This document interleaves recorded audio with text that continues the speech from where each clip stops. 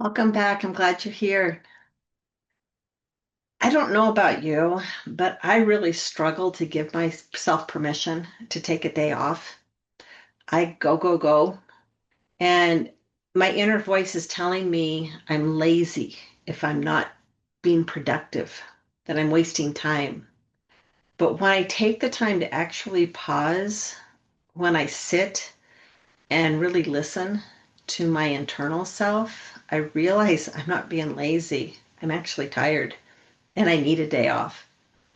And maybe too, I start to realize I'm human. I don't know. Well, what do you struggle to give yourself permission to do? Pop it in the comments below and be sure to click that subscribe button. Many high achieving women carry this invisible weight. The drive to succeed doesn't always come from passion. Sometimes it comes from survival.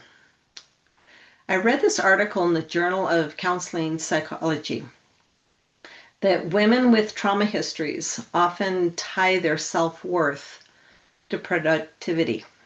And I thought this was really interesting because I can identify with it.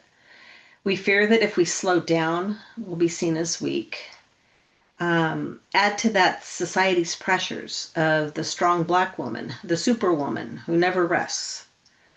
And we start to believe that exhaustion is just part of being enough.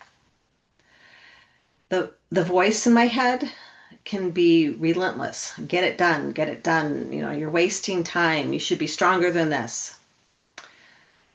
And I'm a big fan of Dr. Kristen Neff's work in her book, Fierce Self-Compassion. Dr. Neff's research on self-compassion shows that most people speak to themselves far more cruelly than they would ever speak to a friend. And that's something I practice is when I start to speak unkindly to myself or to tell myself to push through something, I stop and ask myself, what would I be telling my daughters right now? And 99% of the time, it's something completely different than what I tell myself. So I'm learning to speak kindly to myself, and it helps me to build real resilience. And it's not weakness. This process of self compassion is actually healing, but I'm really scared of it. For me, this healing journey is about reprocessing the trauma and learning new ways of thinking, of talking to myself, really believing that rest isn't a luxury, it's a biological and emotional necessity. The National Health Institute of Health found that chronic stress, especially paired with emotional suppression, which I'm really good at, leads to fatigue, inflammation, and emotional burnout. I wasn't made to run on empty. And I often talk about how my abusers emptied my well and never took any time to refill it. And sometimes the most courageous thing I can do right now is just pause. I'm learning that giving myself permission to rest is really radical in my way of thinking. I've become so conditioned to just survive each day. My worth cannot be always tied to my accomplishments, but I need to care for myself and take care of myself. So, some of the things I'm doing right now to help me is noticing when the voice in my head isn't mine. It's an old fear. It's an old abuser telling me I'm worthless. I'm setting boundaries that protect my emotional rest. I'm repeating affirmations like, it's okay to rest. I am enough. Even on my days off, I'm enough.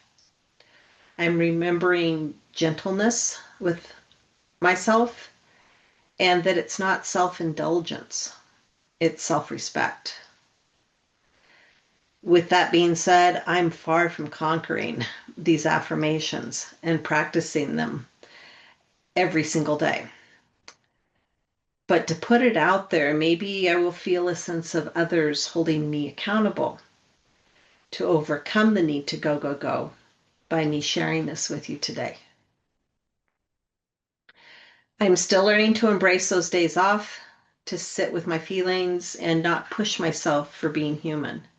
So, what do you struggle to give yourself permission with?